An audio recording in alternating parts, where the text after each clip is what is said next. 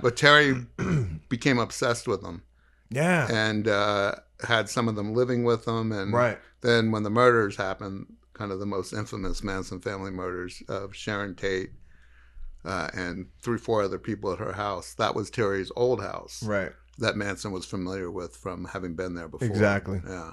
Exactly. And I mean, it's hard for me to talk about what happened because I always have to clarify everything that, well, you know, there's an official version and then there's the stuff I found out was lied about. Right. But, you know, a bunch of these people got killed at this house at the top of Bel Air that was rented by Roman Polanski, the director, who was in London at the time. Right.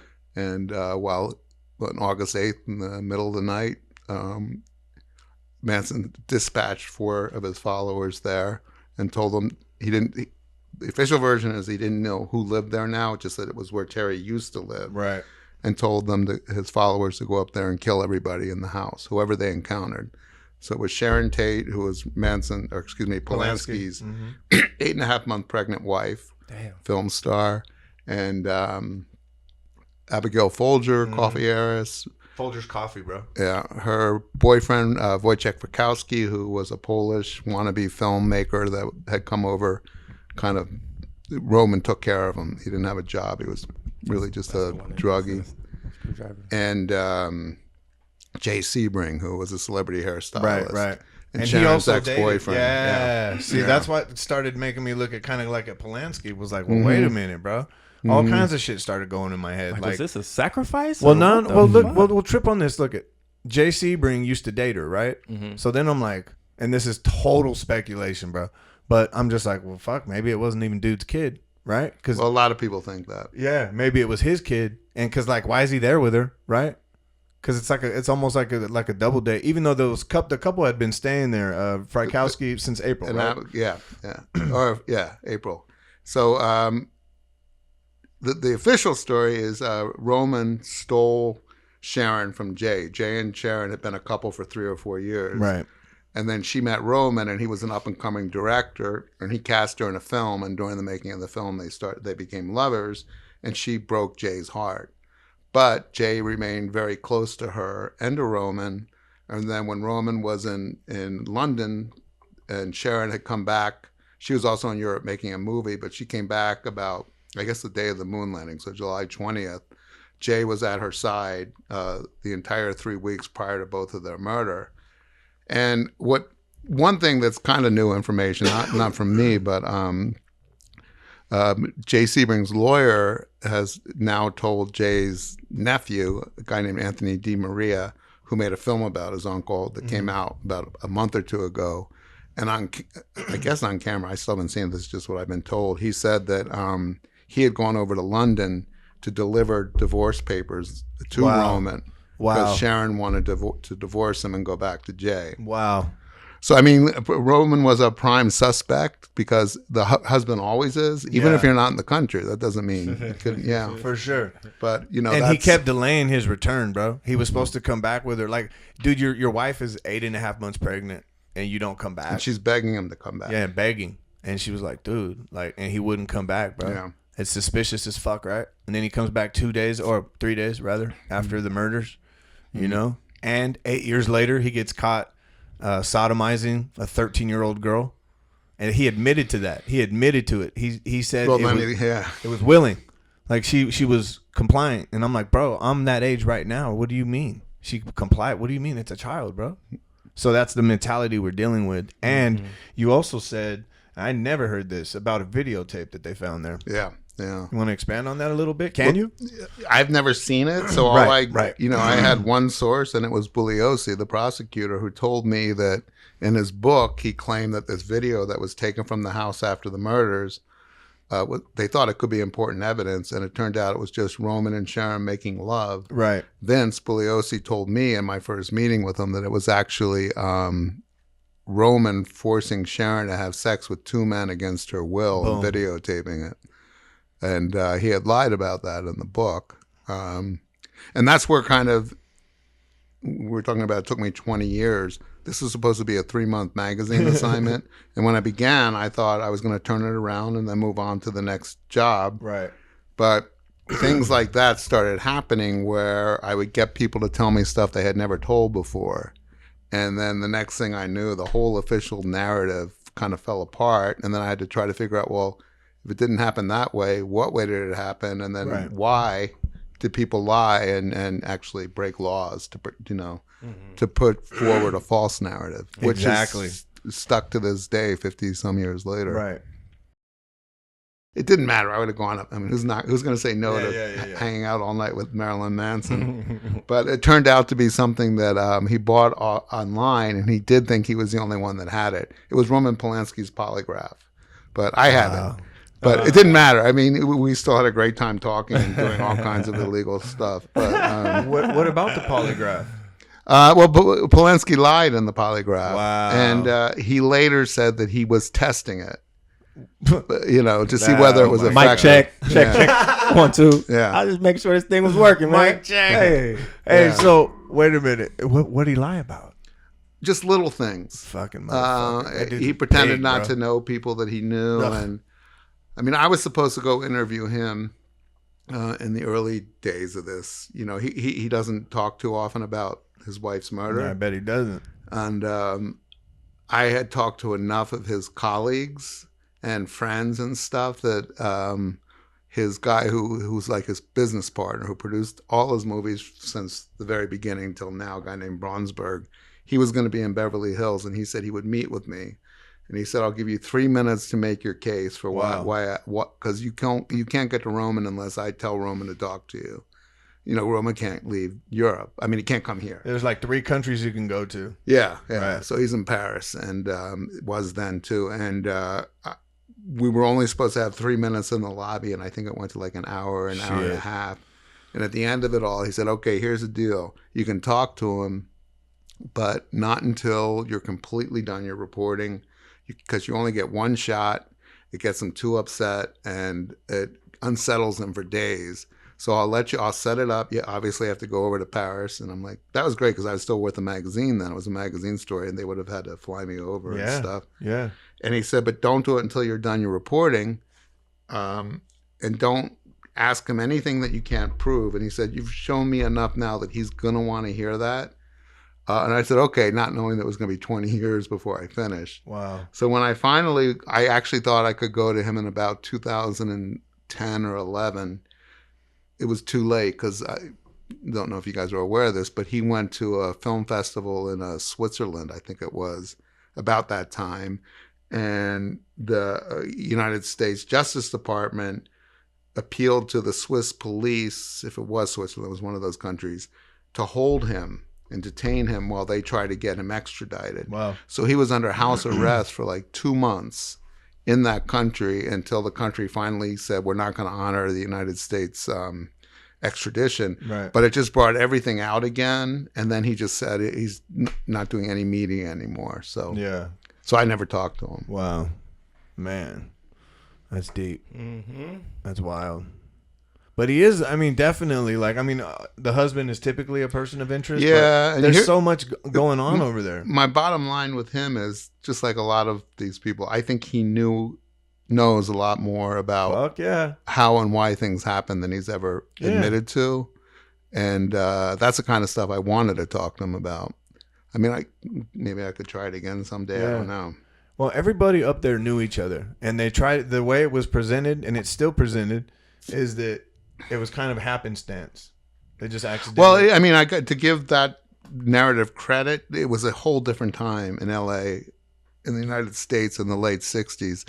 I mean, the hippie thing had kind of exploded in 67. And the whole thing was, nobody is more important than anybody else. No status. Right. So all of a sudden, people were letting strangers into their homes, doing drugs, making love with people, and everything was free love and free this. And I want to see. No, that's one thing. I'll admit it. When I was doing this reporting and interviewing these people who were part of that world, I'm like, God, I was born in the wrong time. But who knows? I probably would have been one of the people who either followed Manson or was killed by him, Damn. But no, it was a whole, the walls didn't go up, gates didn't go up.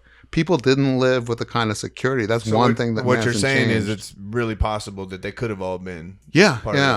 And Manson was really good at finding the people that he thought could help him and inserting himself into their lives. That. You know, that's how he lived at Dennis Wilson's house.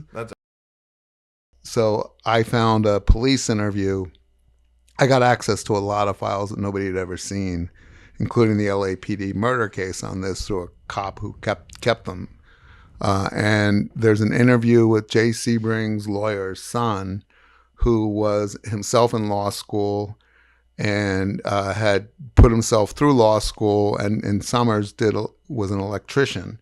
And he had put all the wiring into Jay's house. So Jay lived in a magnificent house too on Easton Drive. And it was also considered to be haunted because it's where this either suicide or murder happened. It was a famous producer named Paul Byrne who had just gotten married to an actress. Shit, now I'm blanking on her name. Jean Harlow? It might have been Jean Harlow. And they found his body in a pool or something? Something like that, yeah. And then Jay bought that house. Not then, because it was still, he bought it in the early 60s. Right now. So when Jay, and it looks like a castle, and it's at the bottom of Benedict Canyon. Cielo, Sharon, and Roman's house was at the top. And the night before they were killed, August 7th, Sharon, Abigail, Folger, Wojciech, and Jay had dinner at his house.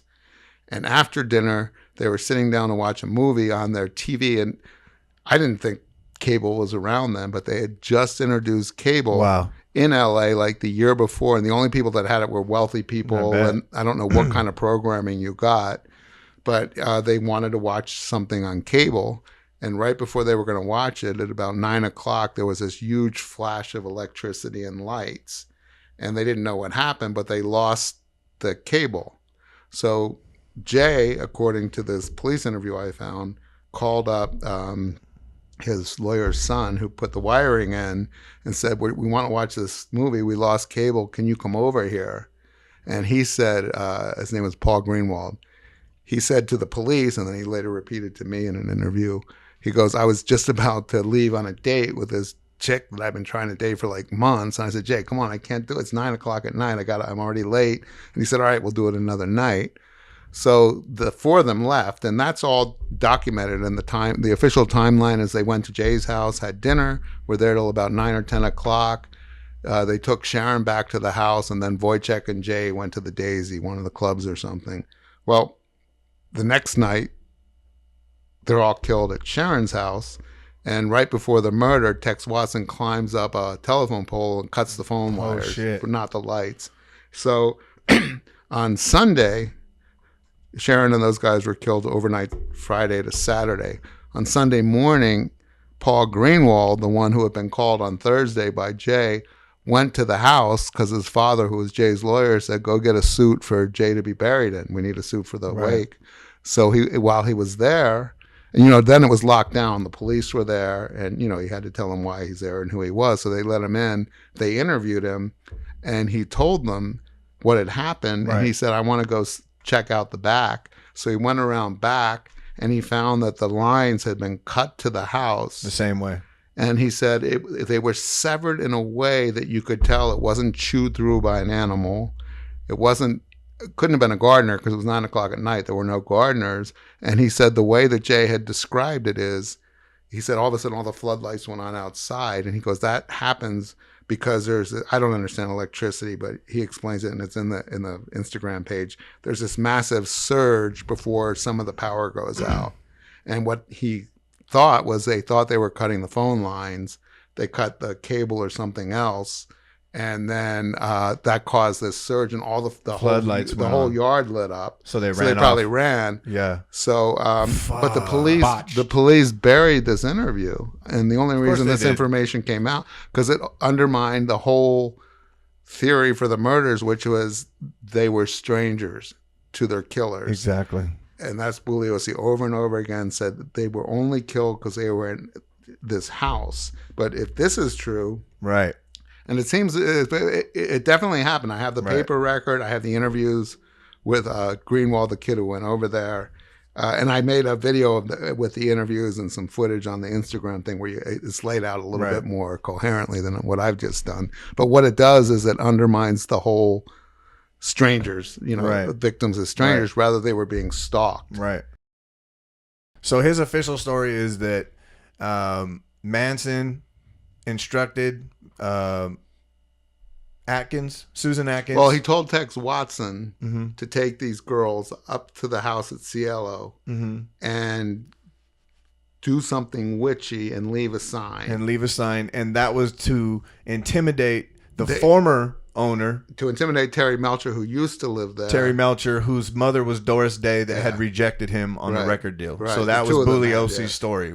He was so mad about not getting this record deal that he slaughtered a bunch of people as opposed to just send a message instead of just killing Terry himself. Because he knew where Terry lived. Right. He already had been there in Malibu. He'd moved to Malibu in January of that year. Yeah. So he knew he did. Yeah. And that's actually in the official narrative that he knew. Yeah. Right. Yeah. So that doesn't make any sense.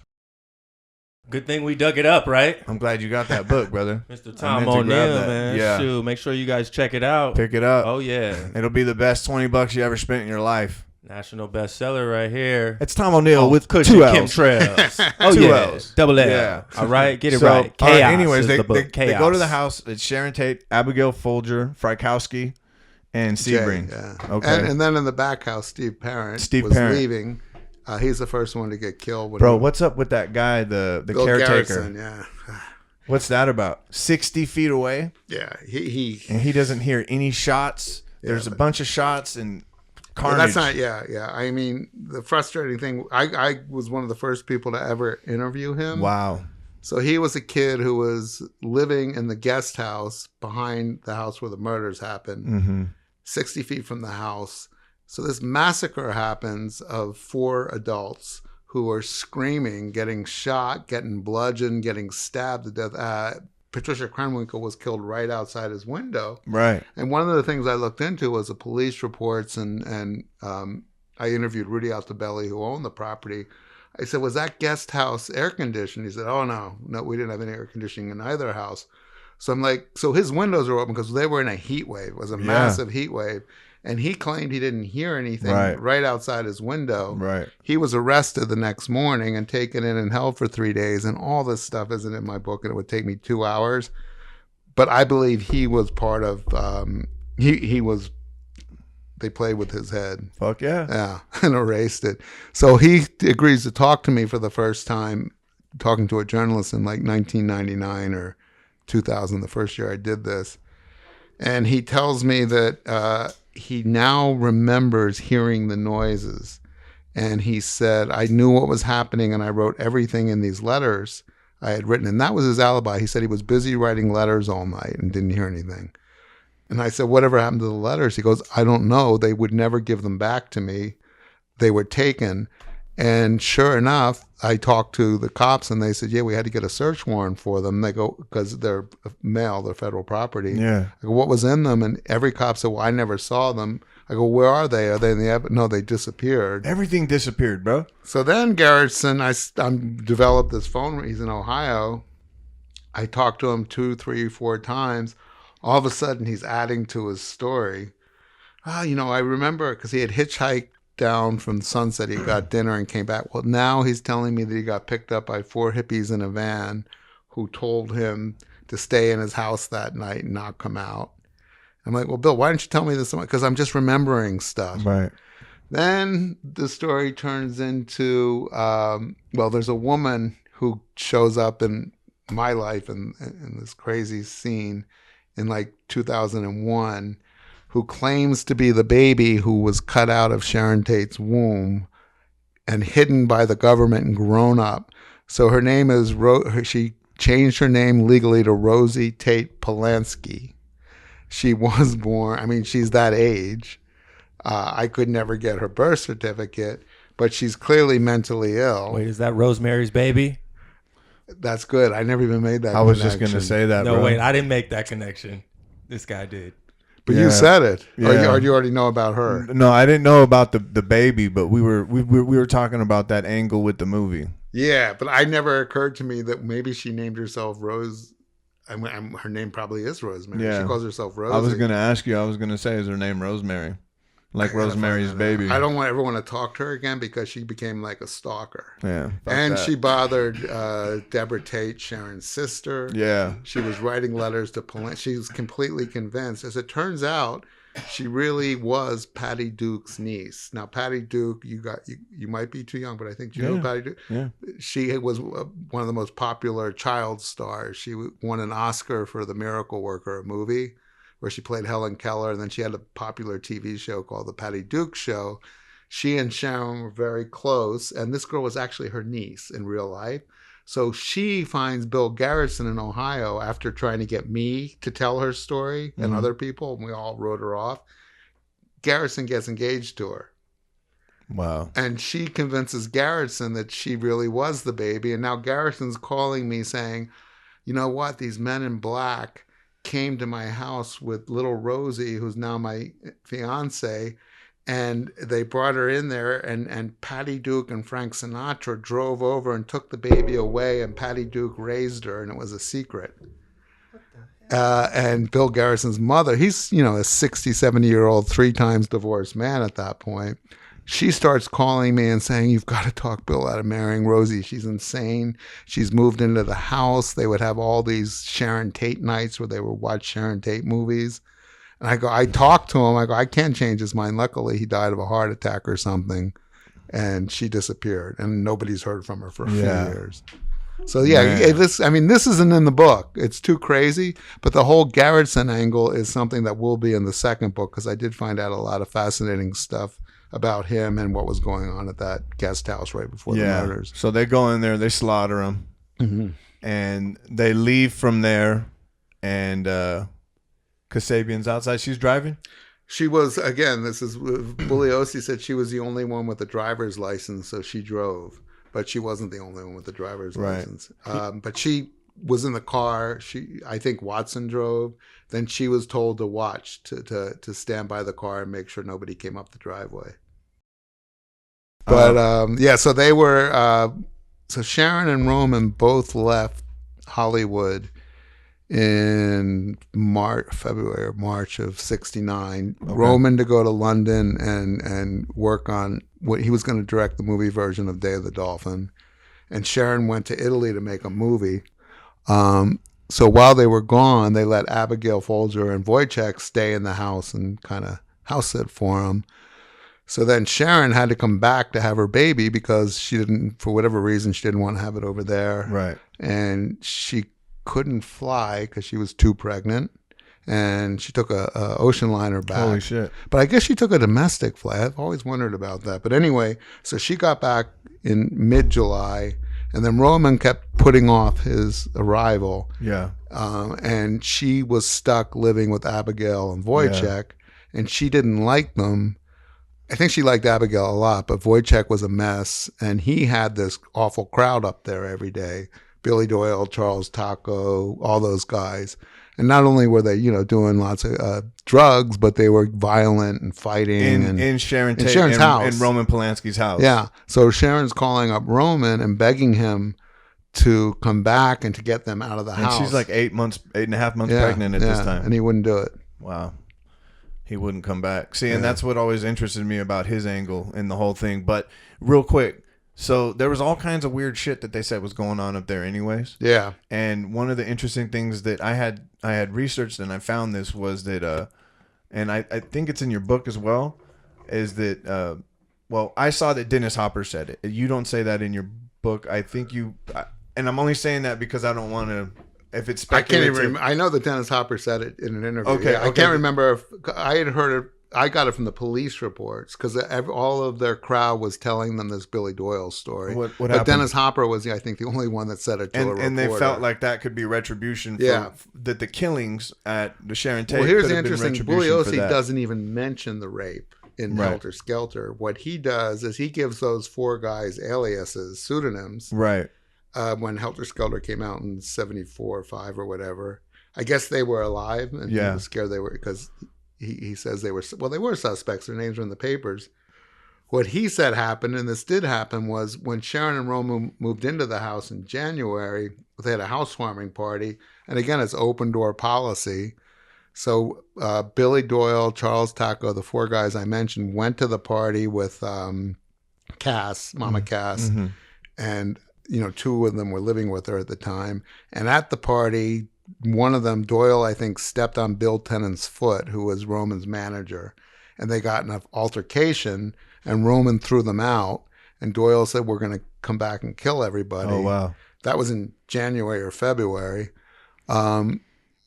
That was why they were the original suspects in that official helter-skelter version. But in real life, there was a much more recent incident, which happened when Sharon was back, but not Roman yet, in July, late July, mid-July. Billy was allegedly drugged by Jay Sebring and Wojciech.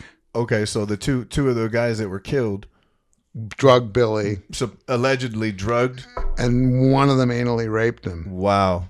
And then they called up Charles Taco, who was his partner. And did you see police reports that actually said? Yeah. So this has been verified. Oh, yeah, this is verified, yeah. Oh, so not allegedly. I think it's in Ned Sanders' book. Bugliosi never mentions so it. So Jay Sebring and Frykowski, 2 of the victims, had raped a drug dealer. Billy Doyle. Wow. Yeah, so Taco drove up there, and it's on my Instagram page. This is from my audio interview of him in 2000. He tells me what he told the police. He said he got a call from, I think, Wojciech saying, "Please come and get Billy before he's passed out at the house. You got to get him out of here. He's going to kill us when he wakes up."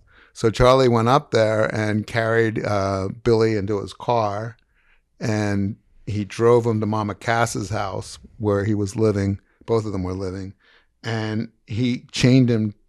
And he tells me this in the interview. He goes, "So I had chains just for this kind of thing in my trunk." I go, "What do you mean you carry chains?" He goes, "It was part of my business, you know." So he chained him to Mama Cass's tree, so that when Billy did wake up, he wouldn't go kill them. And I said, "Well, was he raped by those 2 men?" He goes, "Well, all I can say is his pants were split down the back." Yeah, I think so, something like that.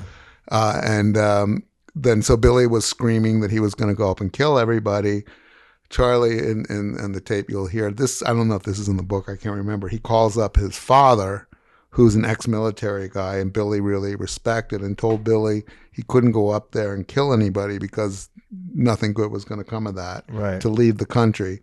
So Charlie took Billy out of the country to Jamaica, and then the murders happened, and I'm not convinced that they weren't back when the murders happened. Yeah.